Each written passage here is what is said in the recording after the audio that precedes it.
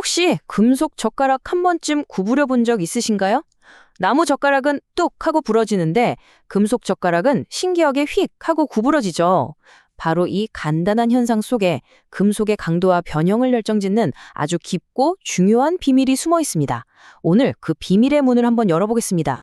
이번 시간에는 금속의 기계적 특성을 좌우하는 아주 작은 세계, 원자 수준의 결함인 전위가 어떻게 움직이는지, 그리고 우리가 이 움직임을 어떻게 제어해서 금속을 더 강하게 만드는지에 대해 깊이 파고 들어보겠습니다. 자, 먼저 변형을 일으키는 진짜 주인공이 누군지 알아볼 거고요. 그 다음에 그 주인공이 어떻게 또 어떤 규칙에 따라 움직이는지 살펴볼 겁니다. 그리고 이 원리를 이용해서 더 강한 금속을 설계하는 구체적인 방법들까지 차근차근 따라가 보도록 하죠. 네, 그럼 바로 첫 번째 이야기부터 시작해 보겠습니다. 금속이 왜 영구적으로 모양이 바뀌는지 그 근본적인 원인을 한번 파헤쳐 보시죠. 우리가 보통 금속 내부는 원자들이 완벽하게 착착 정렬돼 있을 거라고 생각하기 쉽잖아요. 근데 사실은 그렇지 않아요. 여기 보시는 것처럼 원자 배열이 한 줄씩 어긋나 있는 선 형태의 결함이 존재합니다. 바로 요 놈이 전위, 영어로는 디슬로케이션이라고 불리는 녀석인데요. 금속이 힘을 받았을 때 깨지지 않고 모양이 변하는 이른바 소성 변형의 열쇠를 바로 이 전위가 쥐고 있습니다.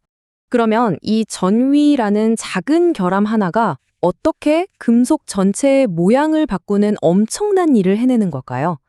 그 작동 방식을 자세히 들여다보겠습니다. 재료과학에서는요, 전위가 이동하면서 영구적인 변형을 만들어내는 이 전체 과정을 슬립이라고 부릅니다. 미끄러진다는 뜻이죠. 이 슬립이라는 단어 정말 중요하니까요. 꼭 기억해 두세요. 앞으로 계속 나올 핵심 개념입니다. 자, 이제 전위가 움직이는 마법 같은 과정을 단계별로 한번 보시죠. 이 그림은 A 상태, 그러니까 아직 외부에서 힘이 가해지기 전의 모습입니다. 원자 격자 중간에 반쯤 더 끼어 들어간 면, 바로 칼날 전위가 하나 보이네요. 자, 이제 상태입니다. 외부에서 힘, 정확히는 전다 능력이 가해지니까 놀라운 일이 벌어져요. 전위 주변의 원자 결합이 차례대로 톡 끊어졌다가 바로 옆 원자랑 착 하고 새로운 결합을 만듭니다.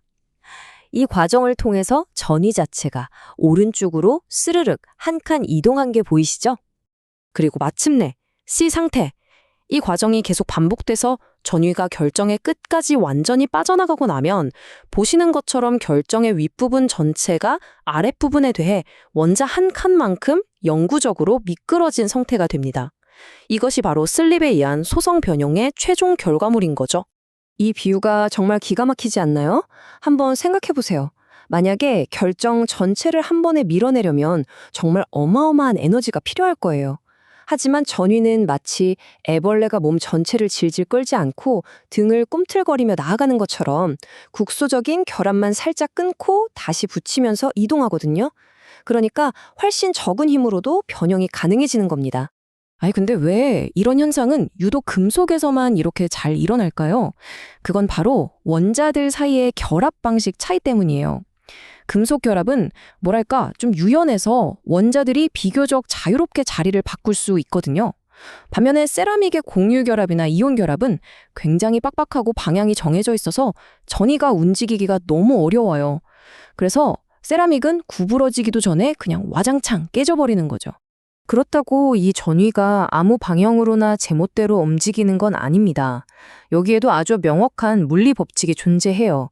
전위가 선호하는 길이 따로 있고 또 그 길을 가려면 일종의 대가를 치러야 하죠. 전위는요, 원자들이 가장 빽빽하게 모여있는 면, 슬립면 위에서 또 그 면 위에서 원자들이 가장 가깝게 붙어있는 방향, 슬립 방향을 따라서 움직이는 걸 가장 좋아합니다. 이 특정 면과 방향의 조합을 바로 슬립계라고 부르는데요. 말 그대로 전위를 위한 전용 고속도로라고 생각하시면 딱 맞습니다. 그리고 이 고속도로를 달리려면 뭐가 필요할까요? 네, 바로 통행료죠. 특정 슬립계에서 전위를 움직이기 시작하게 만드는 최소한의 힘, 이걸 임계 분해 전단 응력, 줄여서 CRSS라고 합니다. 이 통행료보다 큰 힘이 가해져야만 비로소 전위가 움직이기 시작하는 거예요. 여기서 정말 흥미로운 지점이 뭐냐면요. 우리가 재료에 가하는 힘, 즉 시그마가 그대로 전위에게 전달되는 게 아니라는 사실입니다. 이 공식처럼요. 힘을 주는 방향과 이 고속도로, 즉 슬립계가 이루는 각도, 파이와 람다에 따라서 전위가 실제로 느끼는 힘, 분의 전달 능력, 타우 R은 완전히 달라져요. 그러니까 결정의 방향이 엄청나게 중요한 변수가 되는 거죠. 자, 이 공식으로 실제 문제 한번 풀어볼까요? 여기 아주 좋은 예시가 있네요. 밖에서 45메가파스칼이라는 꽤 큰 힘을 가했지만 결정의 방향 때문에 실제로 슬립면이 느끼는 힘은 계산해보니 18.4메가파스칼밖에 안 돼요. 근데 아까 말한 고속도로 통행료, 즉 CSS는 20.7메가파스칼이거든요. 어때요? 통행료가 더 비싸죠? 그러니까 전위는 움직일 수가 없는 겁니다. 결론은? 네, 이 조건에서는 슬립이 일어나지 않고 재료는 변형되지 않는 거죠. 간단하죠? 자, 이제 모든 조각이 다 맞춰졌습니다. 금속의 변형은 전위의 움직임, 즉 슬립 때문에 일어난다는 걸 알았어요. 그럼 반대로 한번 생각해보죠. 금속을 더 강하게, 더 단단하게 만들려면 어떻게 해야 할까요? 맞습니다. 바로 그 전위가 움직이지 못하도록 방해하면 되는 겁니다. 아주 간단한 원리죠. 그래서 똑똑한 엔지니어들이 전위의 이동을 의도적으로 방해하기 위해 쓰는 대표적인 전략이 세 가지가 있습니다. 결정립의 크기를 잘게 쪼개서 벽을 많이 만들거나 다른 종류의 원자를 섞어서 길에 장애물을 설치하거나 아니면 아예 전위의 수를 엄청나게 늘려서 자기들끼리 엉켜서 못 움직이게 만드는 방법이죠. 오늘은 이 중에서 가장 기본적이면서도 아주 효과적인 방법 중 하나죠. 결정립 크기 감소를 통해 보이지 않는 벽을 세우는 방법에 대해 집중적으로 알아보겠습니다. 대부분의 금속은 현미경으로 들여다보면요. 이 그림처럼 수많은 작은 결정립들이 모여서 이루어져 있어요. 그리고 이 결정립과 결정립 사이의 경계, 이걸 결정립계라고 부르는데 이게 전위에게는 거대한 벽이나 마찬가지입니다. 왜냐하면 A 결정립을 따라 잘 움직이던 전위가 결정립계에 딱 도달하면 원자 배열 방향이 완전히 다른 B 결정립으로 넘어가기가 너무너무 힘들어지기 때문이죠. 이 형상을 수학적으로 아주 멋지게 표현한 공식이 바로 이 유명한 홀 패치 방정식입니다.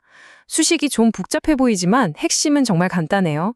항복 강도 시그마 y는 결정립 직경 D의 제곱근에 반비례한다.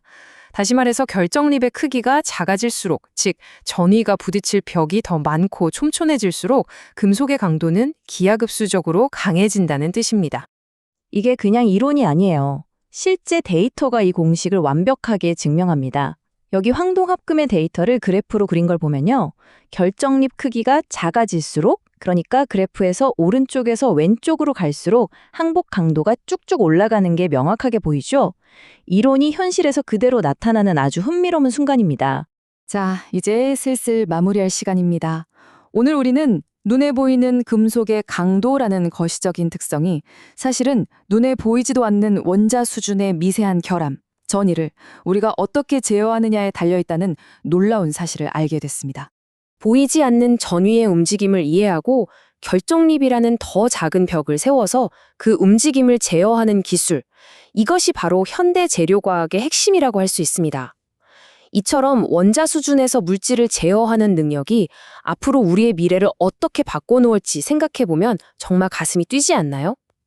더 가벼우면서도 훨씬 튼튼한 항공기, 더 안전한 자동차, 우리가 상상 속에서만 그리던 수많은 신소재들이 바로 오늘 우리가 배운 이 원리에서부터 시작될 겁니다.